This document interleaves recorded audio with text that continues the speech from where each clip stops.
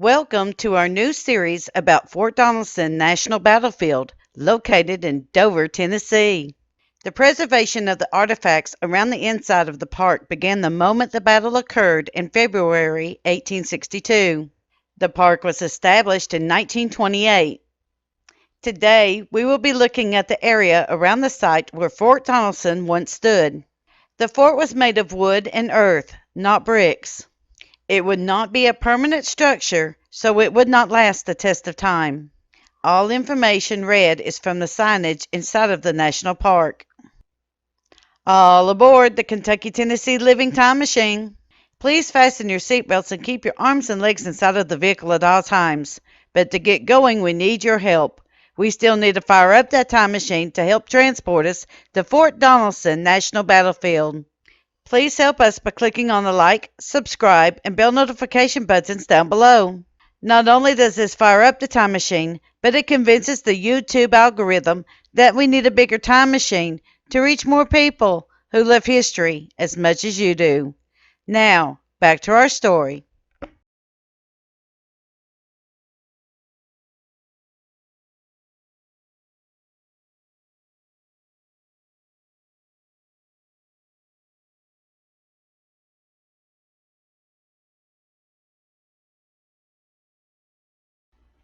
According to the National Park's passport book, which can be purchased at the gift shops, quote, the North's first major victory of the Civil War came with the surrender of Fort Donaldson on February 16, 1862.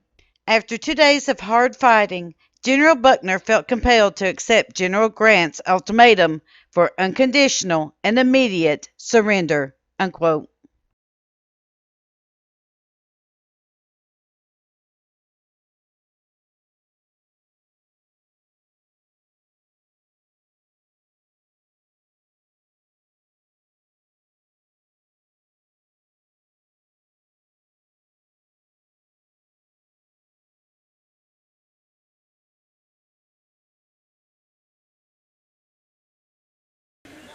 A lot of these trees are new here. There's a lot of flat areas here, and the information here says that there was over 14,000 Confederate soldiers were here. So you can imagine that any of the flat ground were probably loaded down with tents. All the trenches in the park were actually fortifications that was put up by the Confederate soldiers. There was 3 Union brigades attacked here, and there was 15,000 men there too. A good portion of the Confederate Army escaped. 9,000 of them surrendered, and 1 general. We've already seen the sign that said that they buried the Confederate dead in unmarked graves. And that's what the monument was for back there.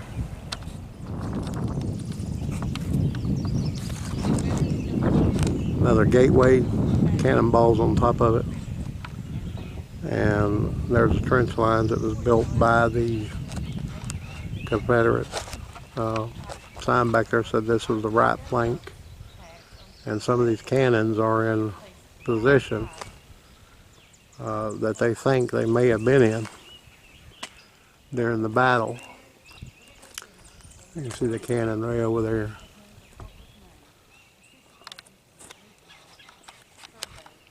This is Fort Donaldson National Battlefield outside of Paris, Tennessee, in the land between the lakes. On February 9, 1862, as a brigade under the Colonel Head, on February 12, Colonel Head's regiment was ordered to a position in the outer defense.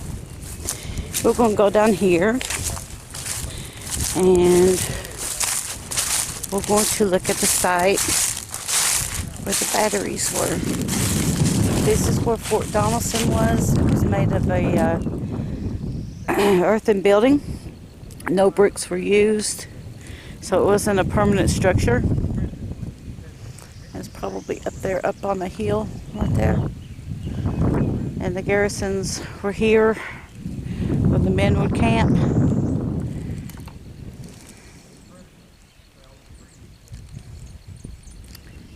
And there's a big gully down through there. I don't know if you could see it. A big old valley right down through there.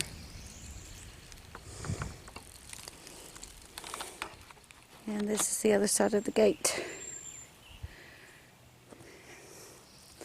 And back there in the distance is a cannon. Now, from our understanding of this, all of the cannons that are placed here are in the approximate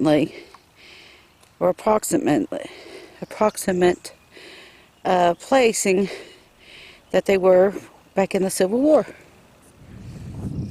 These trenches were dug during the Civil War, and they have remained here, even though erosion has taken its toll upon these. But as you can see, up there in the distance, let me see if I can get closer, is one of the cannons.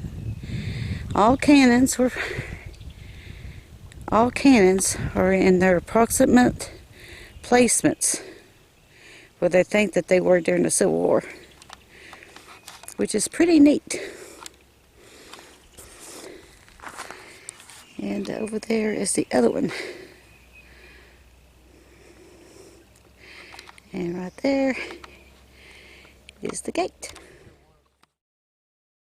You see here one of the trenches that is downhill. They fell some logs and put them down there, but this is one of the trenches. And on top of this hill is this gun. If I ain't mistaken, this is a 32 pounder.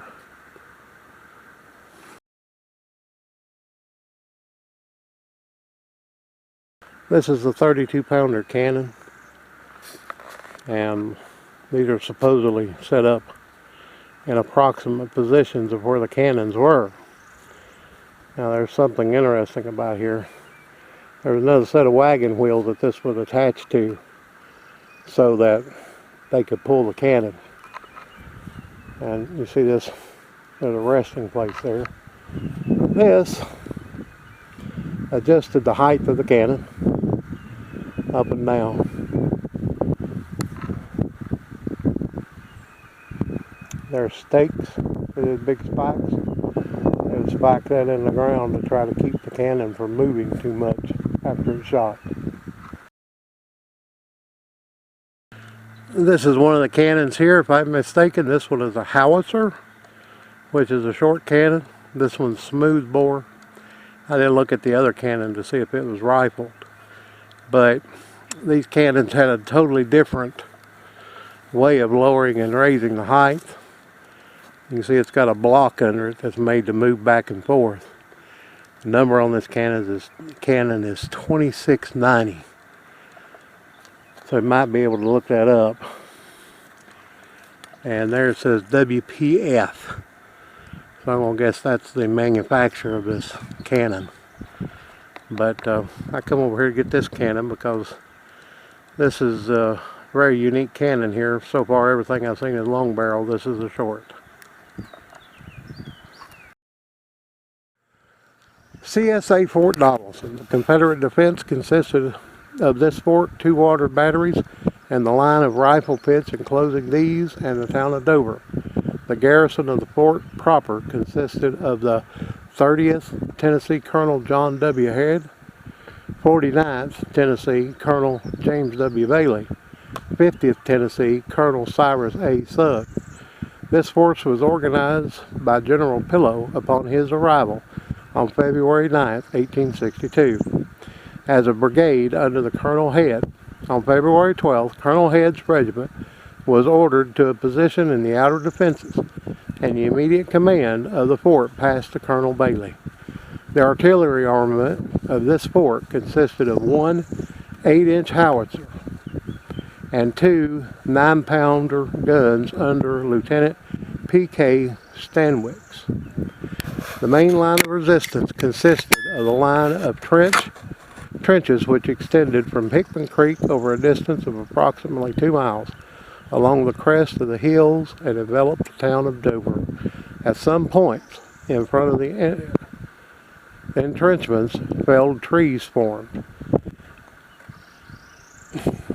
and abatis and presented a difficult obstacle in the path of the attackers. This is actually a crying shame. This is really needs to be restored, but you can tell by certain things here that it has been vandalized. Looks like somebody's punched it. This is Fort Donaldson. You can barely read this, but it says, "The mounds of earth you see before you are the remains of Fort Donaldson, which originally covered 15 acres. Confederate soldiers and enslaved African Americans built the fort over a period of 7 months. The walls, made of logs and earth, stood 10 feet high, although not as permanent as brick or stone. Earthen walls provided better protection against artillery fire." Now there's something up here that says enslaved African Americans. A lot of people don't know this, but there was actually black or African American troops, freed men who fought for the Confederacy. They were granted their freedom if they fought. As a matter of fact, a lot of people don't know this, but almost the entire brigade of General Forrest were made up of black Americans. It says, "Confederates built the fort to protect the upper and lower batteries along the Cumberland River from land attack. The fort, however, never came under direct land attack. All night,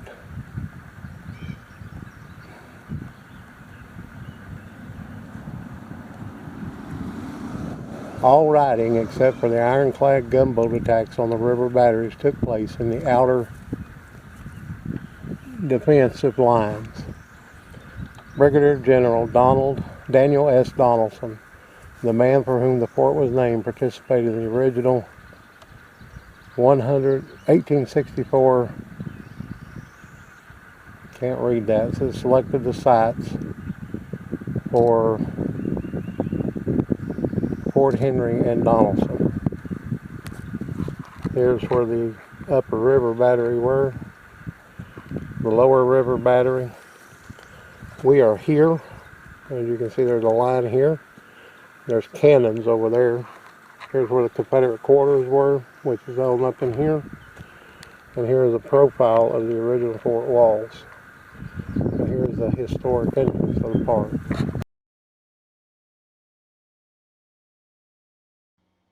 Thank you. We at Kentucky, Tennessee Living would like to thank you for watching our visit to Fort Donaldson. Don't forget to hit that like button, as the more likes we receive, the more likely YouTube is to suggest our videos to other viewers. Also, to receive notice when we upload a new video, be sure to subscribe and click the bell notification button. We thank you for continuing to support Kentucky, Tennessee Living as we are discovering the mysteries in Civil War history.